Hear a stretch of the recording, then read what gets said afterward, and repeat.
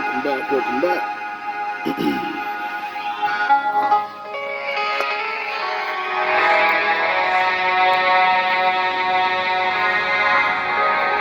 So, we found another good movie. Well, not movie. Movie scenario. What would you do?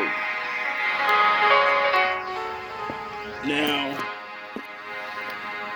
sure by the music, some of you should know where we're going with this.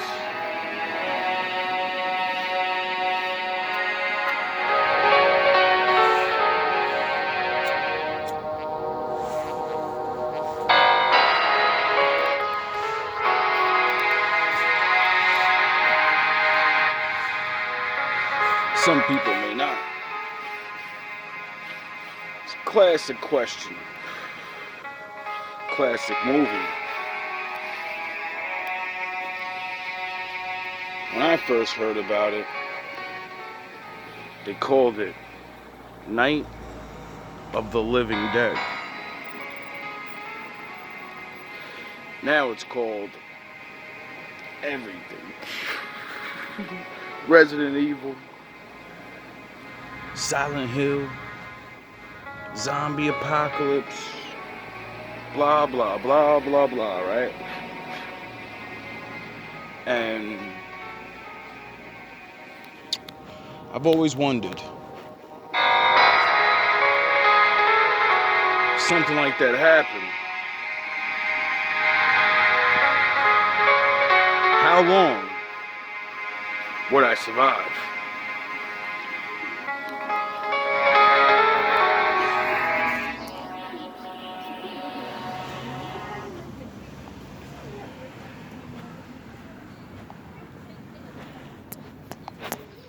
Welcome back. This is the reason, or one of the reasons, I like to play video games. One, because it's creative.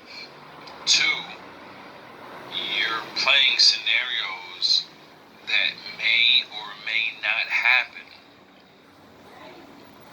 Things like this, happen. Natural disasters, war, Grand Theft Auto, and all this other. See, video games are based off real life.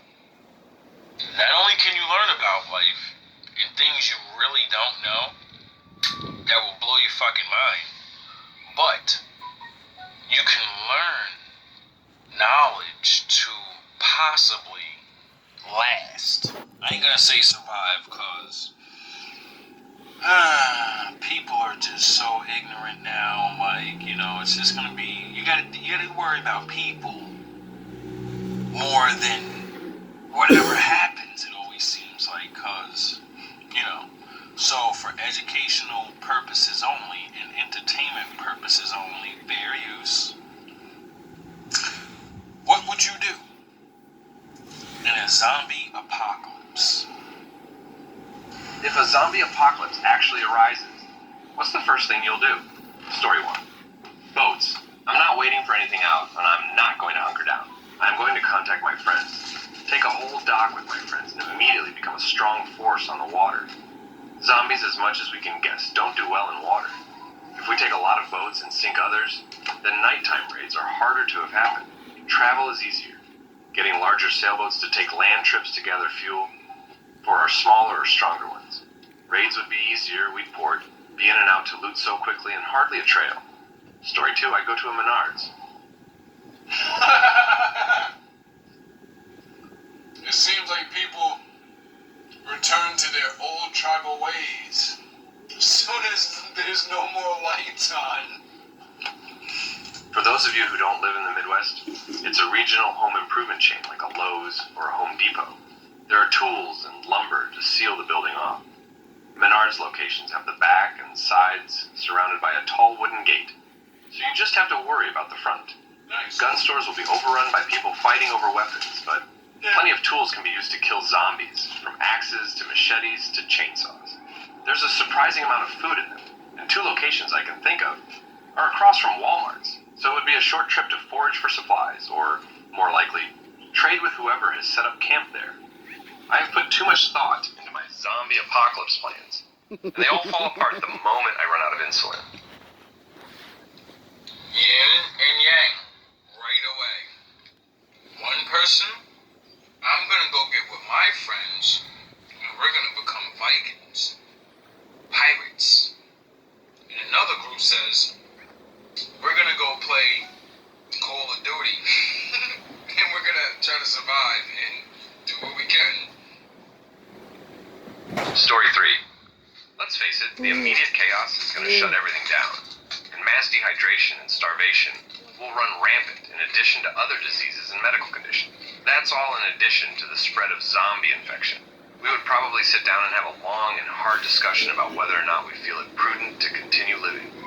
We'd probably gather up the animals, meet up with friends, have a one last rager party indoors, open all the doors at the end of the night to let the animals a chance to escape, and then finally go with our selected permanent nighttime potion of choice, whether that's bullets, poison, Oh my god. OD, etc. Let's be honest. Do we really all want to have to suffer through the smell of all of the food in everyone's refrigerators rotting at the same time? Filled with people using the bathroom outside everywhere all the time? It would be a much rougher life than The Walking Dead and similar movies and TV shows portray. Story 4. Lock my wife out of the house. Actually, to all these people saying, I'd go to Costco. Oh my god. That's alright, said lock my wife out of the house. Or I'd go out with my gun and scavenge food. Are you forgetting that a lot of other people will be doing the same thing? And as long as a few don't want to share it, will be a bloodbath out and about. Zombies aren't the biggest threat. Why don't you have that food on hand now? Why are you waiting for an apocalypse to get it? There are a ton of emergencies that can happen in real life. Get a large stock of water, dried beans, spam, pasta. Are you forgetting that a lot of other people will be doing the same thing? And as long as a few don't want to share it, will be a bloodbath out and about. Zombies aren't the biggest threat. Why don't you have that food on hand now? Why are you waiting for an apocalypse to get it? There are a ton of emergencies that can happen in real life. Get a large stock of water, dried beans, spam, pasta, and simply learn how to grow potatoes in a bucket. Yeah, it's not the healthiest, but you should be looking to survive for 4 weeks in case there's a disruption of services. And you can't count on the freezer because the power will probably be out. Same thing for water. Don't forget the first aid kit. Story 5. I'd shelter in place for a few weeks or so and wait for the initial chaos and panic to stop. Then I'd hop on my dirt bike or ATV, using these to be more nimble and easier to get through or around obstacles and not have to stick to a road, and do a short-range scout around my current area. Once I do that and see what areas seem safe, I'll map those areas out. Then very slowly over time, I made some runs to scavenge food and supplies and do some hunting for deer. Once I built up a decent stockpile of food and supplies to make a long trip, I'd load up my ATV into my truck and fit as... I hope I run into a guy like this. Seems useful and kind. See, some people are not gonna have friends, but they're gonna have skills. much supplies as I possibly could into the truck. Then I demake for my camp, which is located in a very secluded area in the mountains near me, where there is a cabin and a generator. Stay there for as long as possible with anyone close to me. Then just figure things out from there. Story 6. So I was a big fan of The Walking Dead, and I noticed you could be walking along with no one in sight and no hiding places nearby. Yet somehow those sneaky zombies would appear out of nowhere. And no matter how their bodies had decomposed, they were super strong and had great teeth. I mean, arms and legs were literally falling off. Yet they could run like hell. My solution would be having complete military or police armor gear, riding a dirt bike, and carrying a pike and sword. Basically, Mandalorian. Story 7. I like that guy. He said, I'm going out in a all-out blaze. Like, I'm just gonna take as many of them as possible. That's what's up. It's crazy. But, I guess he's just gonna, go out fighting. And maybe give some other people a chance. Funny enough, when I bought my house, I told my wife, this place is perfect against zombies. Board up the back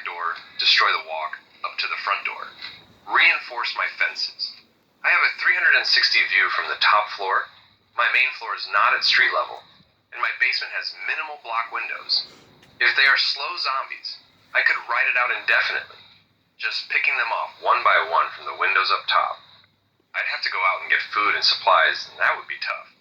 But I'm pretty sure I can hold out until winter, when they freeze, to make a go at that. I honestly wouldn't expect people to go crazy on each other and stuff, in a slow zombie situation. In fact, unless it was something that instantly turned 70% of the population, biting people to spread a virus is an incredibly slow way to transfer a disease. Very good way to look at it. Story 8. Near where I live there is a small peninsula that sticks into the sea. It has a half-mile approach road that ends at a sewage work. The whole facility has a fence and 2 sets of gates. Lucky son of a bitch. I walked past it a few years ago, and there are solar panels on the building's roofs, as well as one of those mini wind turbines. Before the gates, there's a small jetty with 2 to 3 small boats. It's like a zombie apocalypse base wet dream. Secure, treated sewage as fertilizer. Boats for fishing, solar for power. Just need to solve the water issue. However, I'm sure I could make condensing still. Story 9-1. Assemble the guys. I've got 12 dudes in a group chat that is always active. I remember when I used to live in my hometown and I had my first disciple or whatever. We used to talk about shit like this, you know? And I used to always tell him, this is why I'm telling you, go back into your video game. And he was like, yeah, I always wondered how you tell me you got me off the fucking thing for fucking months, telling me how bad it is, and then you tell me to go back on it, and you go back on it. And I said, because when we were first on it, we're just using it mindlessly. We're just using it to blow time when we could be doing things, learning things. And didn't you learn things and do things? Yeah. Well, now that we learned things and did things, now we have time, don't we? So now what you're going to do is you're going to play that video game and you're going to start actually realizing what you're doing and not just realizing, I'm having fun. No, you're learning how to move block to block. You're seeing by stats how many times you can go out and survive a all-out brawl. You get it? You're seeing what you're really capable of mentally. You know? Because once you pick up or whatever, I don't know, your aim ain't going to be exactly like the video game because guns have recoil and all of this shit. But, you're not using the game so you can learn how to shoot a gun. You gotta go gun practice or something for that, you know? You're learning how the fuck you think and how you panic all the time. Sound the horns. You're learning, oh, as soon as I hear pop pop, ah, and you start training yourself not to do that stupid shit. You train yourself to either go the other way and run, or hide where you are and learn how to let people walk right by you because they're so hopped up on their power. See, there's a lot of ways to survive and it has nothing to do with hurting anybody. It's knowing how not to fucking freeze up when shit gets real. 75% of that group is strapped to the gills with police and or military experience. Damn. The other 25% of us are healthcare, safety response, first responders. Nice. Every one of us hunts, fishes, and knows our way around a set of tools. Nice. 2, clean out a liquor store. Like, all the liquor stores I can get to. 3, if it hasn't already been cleaned out, we're hitting the gun shop. 4, Super Walmart is the goal. Get it, claim it. There's enough food and supplies and beer to support a small community for a while. 5, establish ground rules. 6, recognize that this location cannot be permanent. We need a plan to relocate north. I hope there's men like that out there, because they're gonna definitely be like the front line of survival for the people that, you know, don't have that kind of firepower or tactical ability. Summertime will be deadly in this part of the country once power is gone and fuel to run generators runs out. But for now, hunker down and secure Walmart is the most vital thing. Story 10. I'd become a chainmail-clad Viking. Zombies couldn't bite or claw through chainmail. A sword would decapitate them. Wow. They probably wouldn't do well in water, so I'd take a boat to an island and set up shop. From the island, I'd raid settlements along the coast in the night or early mornings. I'd use guns on humans.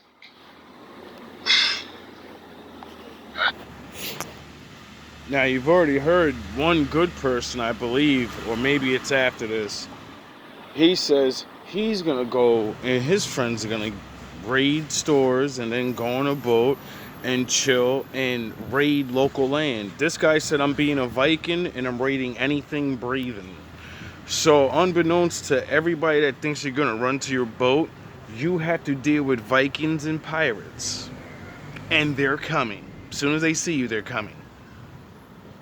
So, you know, be safe out there. Another winner. Is the most vital thing. Story 10. I'd become a chainmail-clad Viking. Zombies couldn't bite or claw through chainmail. A sword would decapitate them. They probably wouldn't do well in water, so I'd take a boat to an island and set up shop. From the island, I'd raid settlements along the coast in the night or early mornings. I'd use guns on humans. I'd wear Kevlar over my chainmail for them as well. An informed party always has the advantage over an uninformed party. So quick raid, stock the boat, set off back to the island until supplies got low. Then raid again. Story 11.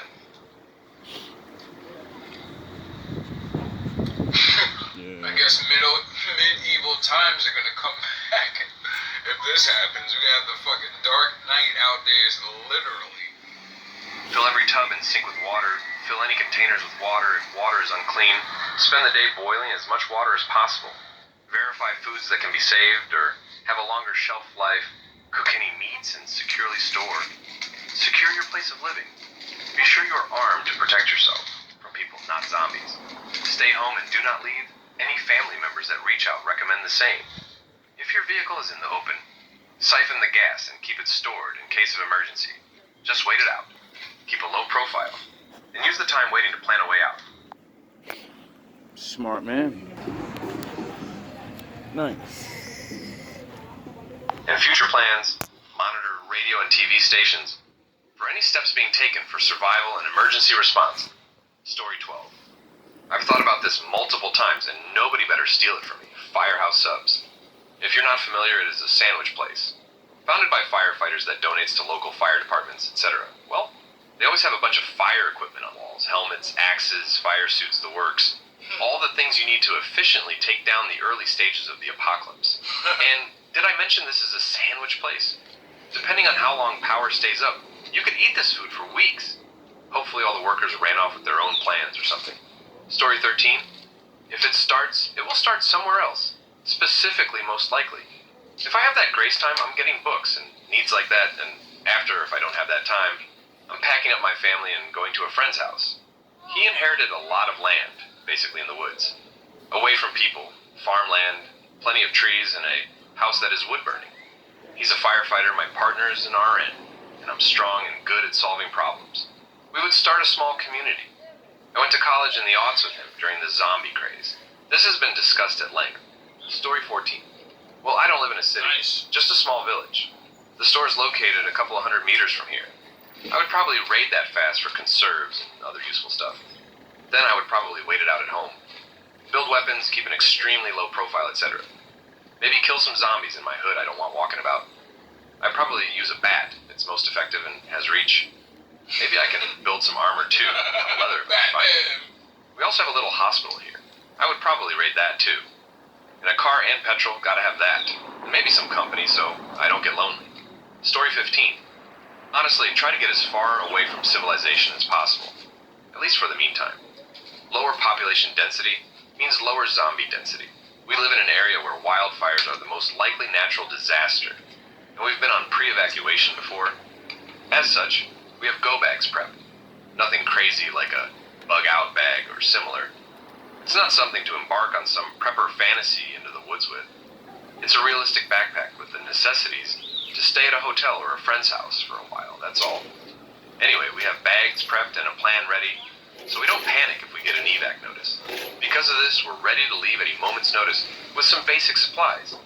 Again, not prepped to go survive in the wilderness. Very few people actually are, because doing so is extremely difficult and unrealistic, even if you do have training and have prepared for it, neither of which are the case for us. So my plan is already in place. Just leave. Grab our pre-packed stuff, follow the evac plan, and get out. But instead of going to a friend's house or to a local Marriott or whatever, till we get the all clear to go back to our house, or the field of ashes that used to be our neighborhood, I'd head east, away from the cities, away from major population center, with a vague primary goal. Get somewhere that still has civilization, but is very low population density. Our chances of finding and being useful to a small town community and integrating with them is basically our only shot at immediate survival, and we'll go from there as best we can. I'd say it's about a 40% chance we make it. Otherwise we hunker down, which is certain doom. We'd run out of water, run out of food, be all on our own. And there is verifiable data due to the more or less constant state of war the world is in that keep moving means survive, wait and see, means die. Hunkering down is a terrible idea unless you somehow magically have a self-contained, self-sustaining, defensible, inconspicuous bunker. And literally no one has those. The people with the resources for such things are few and far between. The people with the means and who think it's necessary are fewer still. Only alternative left is to try to get help from existing authorities and infrastructure. That is, join the throngs of panicked animals trying to do likewise, choking the roads, crowding around hospitals, fire stations, police stations, libraries and other public buildings and ad hoc aid stations. These are super spreader events that are going to cause these areas to melt in an inferno of infection and chaos. No thanks. Getting away from all that is the only other option. Even then, chances are slim. Story 16. Fill my bathtub with water before we lose water. Ensure all batteries for tools are charged before the grid is gone. Could be a few weeks, maybe months if I remember correctly. Clear out the neighborhood with a melee weapon and rally. Neighbors shouldn't shoot on sight. Rally the neighbors to cut trees and build walls. We're reasonably close to a major river. That's one avenue of approach cut off. The water is polluted, but something tells me that won't be as much of a problem in 20 years. We do it silent. Keep the crowd from coming our way at all costs. Find a volunteer to make as much noise as possible on a tractor to gather attention, and drive a crowd far away. The volunteer will disengage and return. This is no self-destroy mission. The volunteer has the skills to return alive and will be rewarded for his or her badassery. Those with knowledge on botany will get sowing as we take stock of our provisions. Foraging parties will be sent out on low-risk missions to gather supplies. High-risk missions might involve going into police stations to find rifle suppressors. If you live in a city, you might have heard a pistol go off, but men are rifles loud. I live out in the country, and I hear rifles and shotguns pretty often. It's not scary, people are just practicing or whatever. People have work reasons to use guns in the country. We're too close to a major city. We could do all these things, right? And still, even then, there could just be too many. Story 17-1. Arm myself too. Pack my car with duffel bags of rice and beans, reloading press, fishing equipment, survival gear, and as many ammo parts and live ammo as I can find 3. Steal a good sailboat equipped with a good RO filter. Very common for long-range sailboats. 4. Get out of range of land. 5. Radio or satellite, communicate with my loved ones while raiding the beach and sailing up and down the coast. 6. Hopefully find an eye patch during my marauding. Was born and raised on a sailboat. My dad current sails the world retired. We've talked about this over beers at length, and I'm sure he and his wife would be fine. And I live in Florida, so finding a boat to steal shouldn't be terribly hard. I know of a few dozen that fit this bill already. We've talked about what island we'd meet up on, but that's our secret. Story 18. Realistically, I have nothing that will protect me. I'm going to a hardware or sporting goods store, and I'm stocking up on as much survival stuff as possible. I'm going crossbow. Whatever one will yield the best results, with the least amount of training and the most damage. I'm also going to my local house of knives, because they sell actual swords and machetes.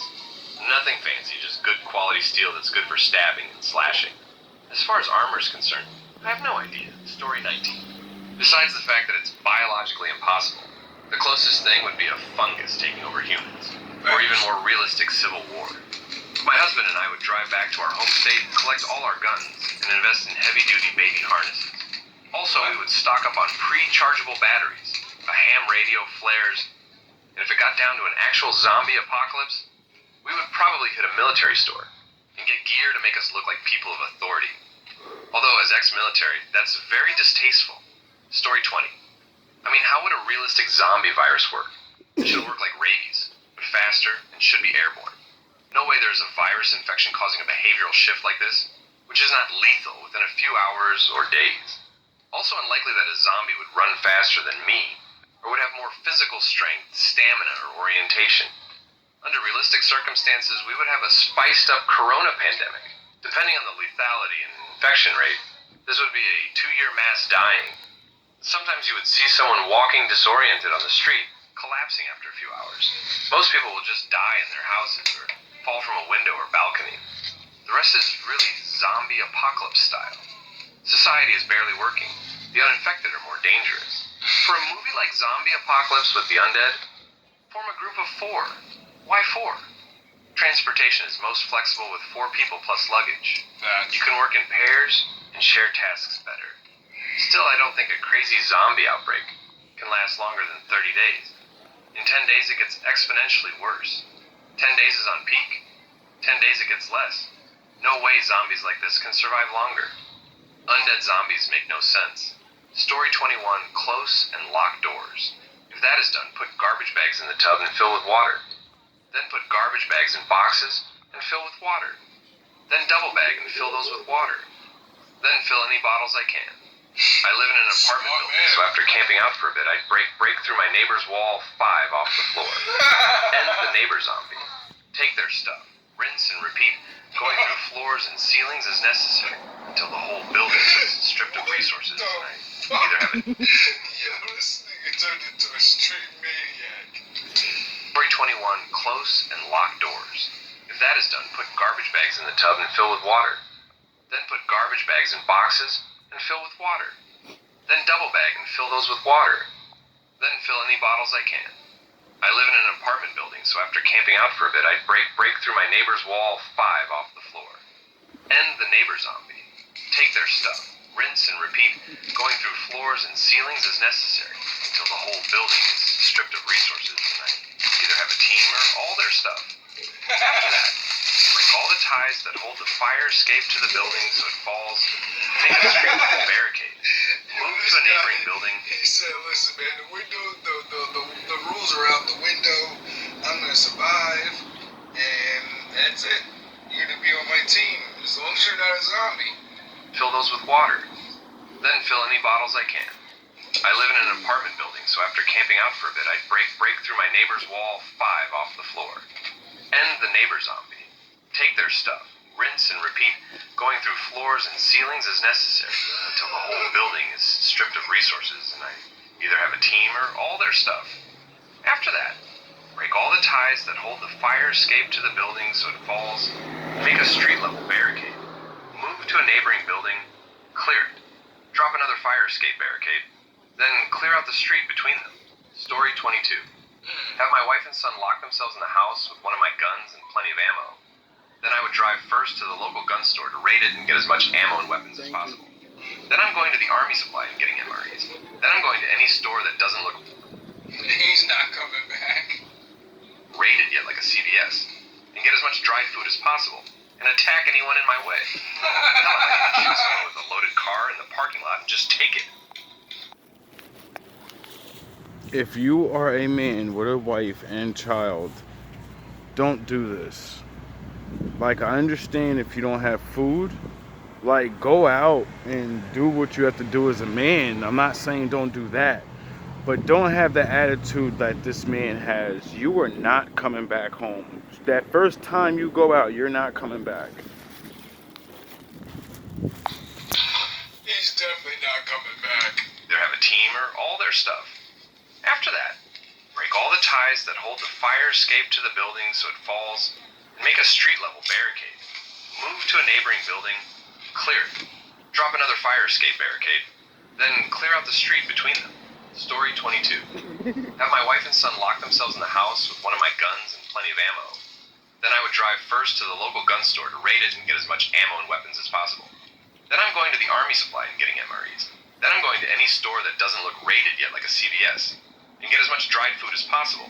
and attack anyone in my way. Hell, I might even shoot someone with a loaded car in the parking lot and just take it. It's the apocalypse. Alright, first of all, who the fuck is always in CVS? Old people, dog. So he's talking about just wailing on old people. Like, he a savage. He a whole savage. But unbeknownst to him is there's a lot of different drugs there. And the old people are going to have to fight all the junkies. Because when they figure out that the lights ain't coming back on and they can do whatever they want, they're going to know that the local drug dealers not going to always have drugs anymore. So they're going to hit them goddamn CVS's up immediately, dog. Like, all the people that are, have children, diabetics, blah, blah, blah, blah, they're going to need their needles. And, you know, so that's war zone. Shit like that is war zone spots. And you heard what he said. I'm attacking on sight. All right, what do you think everybody else thinks too? They're attacking on sight too, dog. And you're going there by yourself. Other people ain't by themselves, dog. It's about survival now. Story 23. Zombies are not dangerous. Like, a traditional zombie moves at a shuffle and is incapable of using tools. Anyone with a weapon can take out dozens without trouble. A solid wall with a latching door can hold out dozens effectively indefinitely. There is no real way that even a small modern American military unit could be overwhelmed. Hell, the typical American town has enough guns and ammo to put down every zombie from the neighboring town without trouble. I do not believe that they could get to an unmanageable level. The only real way I could see it being an actual apocalypse would be in the style of The Walking Dead, where there's an underlying virus that can be spread without a bite or scratch. Ideally one that ends most people directly and also revives them as zombies. And frankly, zombies wouldn't last long. Even assuming they're immune to decay and scavenging, it takes literal energy to animate them. Without sustained food, they will run out of energy and stop moving. So that's what I'm basically assuming. A virus is going around that ends people and reanimates their bodies briefly. Which brings us to the first thing to do. Stay home. I'm not a prepper. I can't survive indefinitely on what I have at home. But I can probably make it a few weeks if I'm careful, and hopefully, by then there aren't many people left spreading the virus. Maybe raid nearby empty homes to stretch longer before trying for town, and figuring what to do long term. But I suspect that in a real zombie apocalypse, just sheltering in place is the best bet. Story 24. Well, it depends on the kind of apocalypse. Living rage hordes or Walking Dead hordes. Smart zombies or dumb but fast zombies. If they are dead, you just need to wait it out until they rot away. Cities will burn, so I will move as far away from fires as I can, and wait 3 months before moving elsewhere. Roads collapse because everybody is trying to run away. Unless the government wants to nuke us, then I guess I'll have to risk it and move ASAP. The thing is, brainless hordes that hear a sound and move there are easy to deal with. Just use a remote sound. Burning zombies is like burning a wasp nest. Not a good idea, but there is always one moron who does it. Worse, oil stations will burn down and spread fires. I have the sea nearby. I guess I could steal a canoe and swim down the coast. The start is RNG if you are on ground zero. If other countries see their neighbor fall, they have a heads up and the citizens can prepare. Go to ghost cities or small villages high up a mountain. Burn the trees to see the zombies come from afar. Borrow a book on farming and on hunting. If the zombies are dead, I wait for them to rot away. If the zombies are alive, I wait for them to die. If the zombies are smart, yikes. Story 25. I've been waiting for a question like this. I'm a self-proclaimed prepper. I always think of doomsday scenarios, mostly natural disasters though. It depends on where I'd be, but if at work, I imagine this is when things are just beginning, like those scenes in season 1 of Fear the Walking Dead. I'd go home well before shift's over to avoid traffic, and if hit with traffic, I don't care what my boss does or doesn't do. Ask any coworkers if they're headed my way and need a lift. I always have some camping and survival gear in my all-wheel drive SUV, and even some hand-to-hand weapons, knives, maul, hatchet, etc. If hitting too much traffic, I'd probably drive off-road and side roads till I made it home. If stuck in traffic, I have a solid steel grill guard to ram and push other vehicles out of the way, if need be to get off the freeway, if the person won't or can't move. I'm assuming chaos is starting with looting and rioting along with people not understanding what is happening exactly and trying to rationalize it. On the home front, My wife probably already knows what to do if it popped off. We have 12 months of food and water with a 25-year shelf life that we literally just bought 2 months ago. I may be on the West Coast and a liberal, but I have my firearms instructor license and plenty of ammo, W/an ammo press. I also used to be a paramedic before I got into a new line of work. We have plenty of basic medical books, equipment, and supplies. I also have my own seed bank and already grow crops for my family in my backyard. I have some hydroponics experience and equipment, but not for a large-scale project or for more than a family of 4.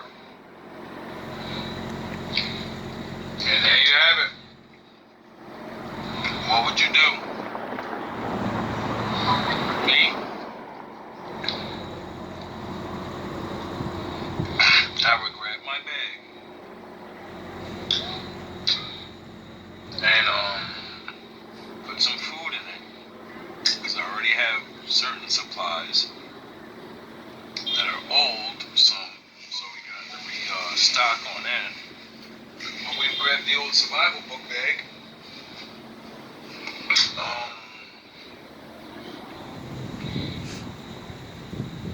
And just get ready.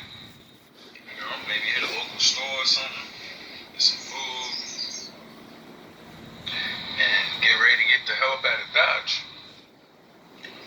You know, start praying, and just take it from there. A lot of good ideas right there. For me, Taking a lot of those. can't really say what I would do. I don't know. Just gotta adapt. Facts. All love, all praise to the Most High. Well, See, me, I had a plan, but you know, welcome Murphy's back, welcome Law. back. Shit happens. You know what I'm saying? So, my plan was GMB, like that guy said, 4-man team. So you really need is 4 people. Well, you're gonna need more, but 4 people is good to survive the first, month or more. Cause one person by themselves can definitely gather enough food if you have a job. You know what I mean? You can pay for shit before it starts getting real crazy. Cause once you hear of it on the news or whatever, you got time. You know what I mean? You got like 3 or 4 days. Maybe a week before it gets bad, unless it's like he said, it's some crazy quick outbreak or whatever. But one person can have enough food to last your ass a month. You know what I mean? Like water and all that shit should be good for a while until if it gets worse. But many of the things they said to defeat the zombies is my plan. Avoid them. If they're actual unliving dead zombie types, that's the easiest shit in the world to beat, because like the guy said, you have to eat or you die. That's the zombie's weakness. If it doesn't eat, it dies. It decays. So, they're finished. And all of my knowledge of actually paying attention to fucking movies and certain things they say on shows and shit, it only takes so long for the human body to start rapidly decaying, and especially being outside with all the elements. So them things are only going to have a certain amount of time to actually exist, unless, like the guy said, it's not some undead type of zombies like they always show. It's like a virus or something, some weirdo shit, and I've already thought of what else it could be, but I don't want to be a fucking bearer of bad news. Hey, fuck them. Well, there are parasites, and there are fucking insects that literally do it to snakes. I've seen it done to birds and different type of animals, where a thing will inject a fucking matrix tube into your head and burrow into your brain and then drive you like a fucking donkey. So You know what I mean? All it takes is for those type of bugs to have some attack on humans type of feel on them, and say, I don't want to do it to the monkey or whatever. I'm gonna do it to humans now. And since my father controls, all living things, you know, we shouldn't be pissing him off. Then like bacteria or some type of microscopic shit, I heard, that shit could, there are things in nature that already do things like this. This is what people don't understand, because we don't look at things. We're too busy watching what we watch. And when you see an insect or some type of worm entity, a tapeworm type of deal, animate a dead animal, then you'll understand. You'll understand that it tapped into its brain, and you'll understand that there's still energy in the body still, and that it's playing with the brain like a remote control, and that's why it starts moving. And it's not magic. It's not fucking a movie, dog. Shit could be real, cause shit is real. Duh. How do you think they make movies?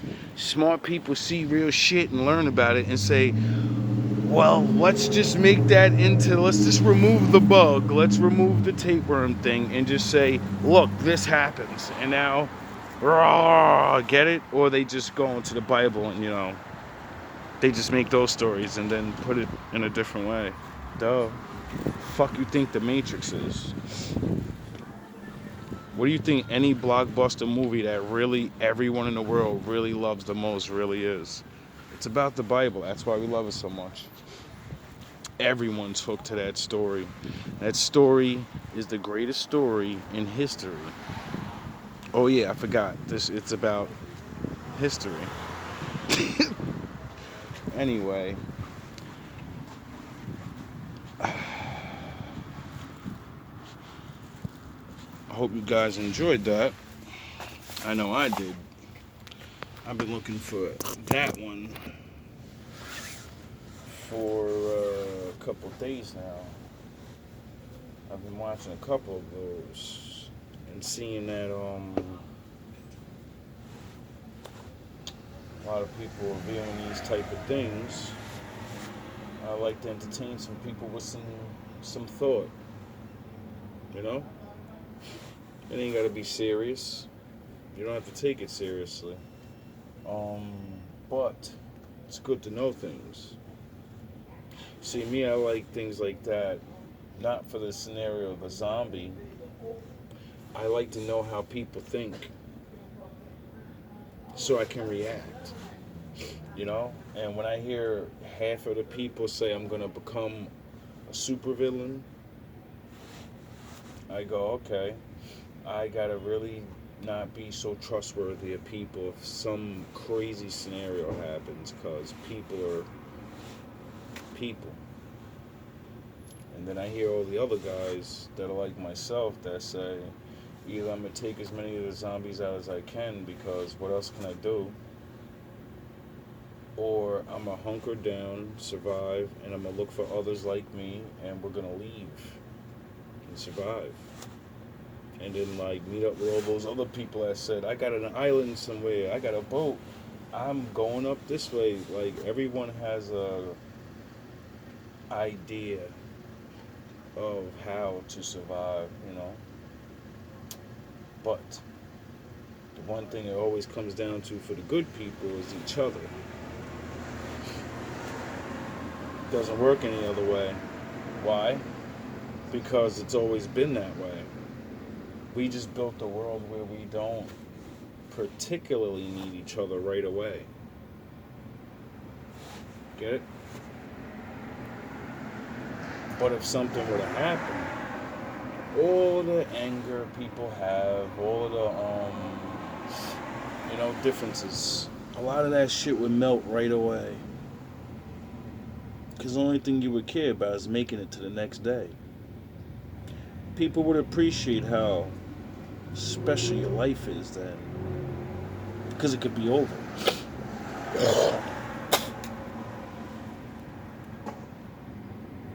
funny how mass danger will bring people together. It's pathetic, actually. You know? When you really think about it. Why not in a time of peace where people aren't going through such things? Oh, yeah, because everything's easy and then we have freedom to choose.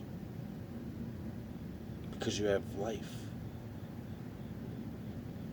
All love, all praise to the Most High.